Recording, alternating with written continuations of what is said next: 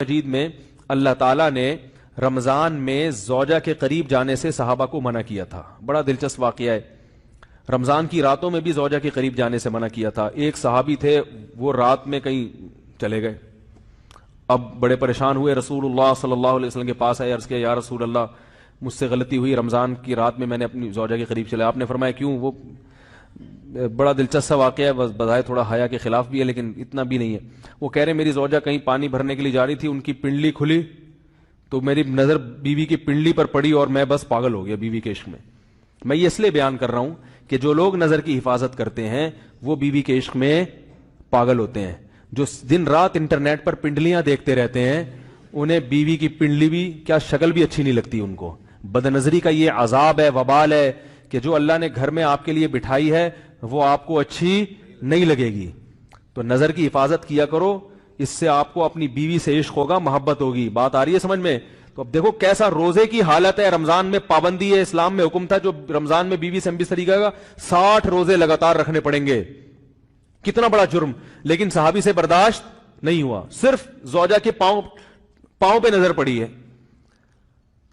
تو وہ کیسے بیوی سے محبت کرتے ہوں گے اور وہ بیوی کے بغیر رہ سکتے ہوں گے. اور آج لوگوں کے فون آتے ہیں، ہماری بیگم جس دن میکے جاتی ہے اتنی خوشی ہے، ایسا اچھا سا فیل ہوتا ہے، ایسا عجیب سا محسوس ہو رہا ہوتا ہے جیسے آزاد ہو گئے. تو میں کہتا ہوں ظاہر ہے اب تمہیں موقع مل گیا کنڈی لگانے کا، ٹھیک ہے نا، اور آنکھ مٹکے کرنے کا، تو خوش تو ہوگے. تو یہ بھی ایک عذاب ہے جو لبرل لوگ نے جس عذاب میں ڈالا ہوا ہے نا، اس میں عورت کے حقوق نہیں ہے. عورت کے حقوق نظر کی حفاظت میں اور عورت کے پردہ کرنے میں ہے. جب مرد باہر نکلے گا سب پردے میں ہوں گی تو آئے گا کس کے پاس؟ بیگم کے پاس ہی آئے گا. تو اتنے منہ کالا کرنے کے راستے کھول دیے ہیں تو ظاہر ہے پھر کامیاب ازدواجی زندگی نہیں ہوتی. تو نبی کے پاس آئے، عرض کیا یا رسول اللہ میں برداشت نہیں کر پایا. تو آپ مسکرا دیے. تو وہ نبی کے پاس گئے، یا رسول اللہ ایسے ہوا، مجھ سے غلطی ہو گئی. تو آپ نے فرمایا کیوں؟ فرمایا ایسا ہو گیا تھا. تو آپ صلی اللہ علیہ وسلم نے فرمایا 60 روزے رکھو لگاتار. انہوں نے فرمایا ایک کی طاقت نہیں ہے، اس میں یہ ہو گیا 60 بھائی کیسے رکھوں گا، نہیں ہے طاقت 60. آپ نے فرمایا ٹھیک ہے پھر 60 غریبوں کو 2 ٹائم کا کھانا کھلاؤ. فرمایا اس کی بھی طاقت بولو بھائی نہیں.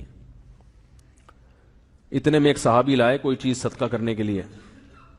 تو آپ نے فرمایا چلو اصل حکم تو یہی ہے کہ 60 روزے یا پھر 60 غریبوں کو کھانا، وہ نہیں تو چلو فی الحال ان کو تنبیہ کے لیے کچھ ان کے سے صدقہ کروا لیتا ہوں. فرمایا چلو یہ فلاں خیرات کی ایک چیز لے کر آئے ہیں، تم یہ لے کے غریبوں میں بانٹ دو. انہوں نے فرمایا مجھ سے زیادہ غریب پورے مدینہ میں بھائی کوئی بھی نہیں. آپ صلی اللہ علیہ وسلم مسکرانے لگے، فرمایا جاؤ کھاؤ اور بچوں کو کھلاؤ.